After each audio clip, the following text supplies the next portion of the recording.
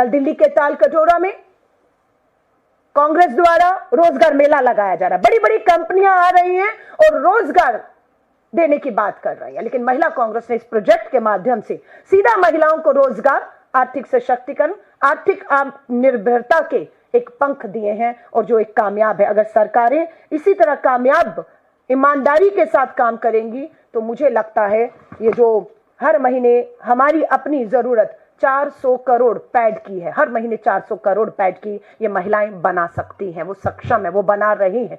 और ये 400 करोड़ अगर 10 पैड भी हो और 400 करोड़ आपको चाहिए तो कितने, आप 4000 करोड़ हो गया। 400 को 10 से मैं अगर गुना करूं तो 4000 करोड़ बनता है। सो आप देख रहे हैं हजारों करोड़ों का बिजनेस भी यहां पर बच्चियों को इस तरीके से।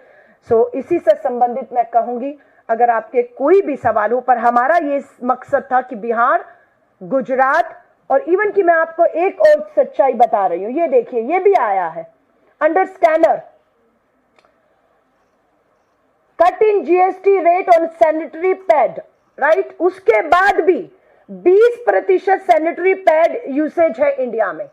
ये मैं नहीं कह रही, रिपोर्ट्स हैं कि देश में 20% सैनिटरी पैड जो आधुनिक है, महंगे हैं, जो बड़ी बड़ी मशीनों से, जो चीन से आई, मेक इन इंडिया की बात कर रहे हैं, और मेक इन इंडिया की मशीनों को हमने लिया है। और आपने बड़े बड़े उद्योगपति जो चाइना की मशीनें लेकर आपको सब्सिडाइज रेट पर पैड दे रहे हैं और वो भी पैड बच्चियों तक नहीं पहुंच रहे हैं, आपके भ्रष्टाचार की बलियां चढ़ रहे हैं। सो ये मॉडल अपने आप में। और एक और आपने देखा, ये माई बहन मान योजना, हमने कहा है कि हम बिहार में अगर सरकार में आएंगे तो हर महिला को प्रति महीने 2500 रुपया देंगे। अब बात थी कि वो 2500 रुपया लेकर सरकार से उसको खर्च कर देगी, उसे जमा करेगी, रखेगी, या उसे इन्वेस्ट करेगी। प्रियदर्शिनी उड़ान ने उन बिहार की महिलाओं को, इवन आप देखेंगे तेलंगाना में, कर्नाटक में, हमारी जो सरकारें आर्थिक हर महीने लाभ दे रही हैं, हम उन महिलाओं को किस तरीके इन्वेस्ट करके, बिजनेस करके, काम और कमाई करके वो अपने आप को आर्थिक सशक्त करते हैं, इस पे ध्यान है। अब ये 2500 रुपया जब महिलाओं को मिलेगा तो इससे क्या लेंगी? कच्चा माल लेंगी, और 2500 जब कच्चे माल पर लगाएंगी, प्रोडक्ट बनेगा तो वो 2.5 का 5000 करेंगी, और अगले महीने फिर सरकार का 2500 आएगा और उसका 5000 जमा होगा। और ये कामयाब मॉडल पिछले 3 महीने में हर सर्वे के बाद हमने किया है, जो देश के सामने एक सच्चाई। और स्कूलों की भी हालत मैं आपको बताऊंगी।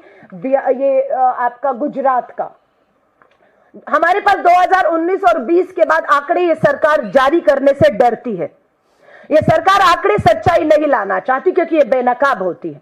2019 और 20 के बाद हमारे पास जानकारी नहीं है, लेकिन ये बताते हैं कि 29% किशोरियां जिनकी उम्र 14 से 17 थी उच्च माध्यमिक स्कूल में रही हैं। कितनी? 29% रह गई हैं। मैं इसको चलिए 30 मान लेती हूं। 30% बच्चियां स्कूल में रही, बाकी 70% बच्चियों ने, जिनकी उम्र 14 से 17 है, मात्र इस महामारी की वजह से, सुविधाएं ना होने की वजह से अपनी स्कूली शिक्षा को गुजरात में छोड़ दिया है।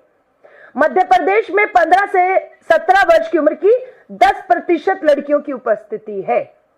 स्कूल में कितनी है? मात्र 10% बच्चियां पढ़ रही हैं और 90% की उपस्थिति नहीं है। ये आपको लगता है कि बहुत आम बात है?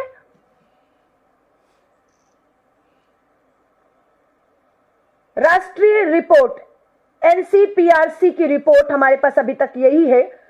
15 और 18 वर्ष की लड़कियों में 39.4%, यानी कि मैं फिर इसको 40 मान लेती हूं, 40% स्कूली शिक्षा से बाहर हो चुकी हैं। ये नेशनल सर्वे है कि 100 में से 40 बच्चियों ने अपनी पढ़ाई छोड़ दी है। आपको लगता है कि इस आधी आबादी के बिना इस देश का विकास आगे जा सकता है? गंभीर बीमारी, कैंसर जैसी बीमारी मात्र आपके ये भ्रष्टाचार, आपके खोखले विज्ञापन, प्रचार प्रसार की वजह से हमारी बेटियां, हमारी महिलाएं गंभीर बीमारी का शिकार होकर जो है, मौत के आंकड़े भी देखेंगे तो कम नहीं है। सो मैं आज एक बार फिर से कांग्रेस नेता, पूर्व कांग्रेस अध्यक्ष, लोकसभा में नेता विपक्ष श्री राहुल गांधी जी का तहे दिल से इसलिए धन्यवाद करते कि अगर उन्होंने भारत जोड़ो न्याय यात्रा ना की होती, उसमें नारी न्याय के नारे के तहत महिलाओं के नारी के आर्थिक, राजनीतिक, सामाजिक न्याय पर बात ना की होती, तो शायद आज हम इस दिशा में बढ़ भी ना पा रहे होते। और जिस दिशा में हम बढ़ रहे हैं, उस दिशा में हम महिलाओं की, बच्चियों की खासतौर से जिंदगियों में एक बड़ा बदलाव करके उन्हें आर्थिक और सामाजिक रूप से स्वच्छता के रूप में भी एक बड़ा बदलाव लाने के ईमानदारी से कामयाब प्रयास को होते हुए देख रहे हैं।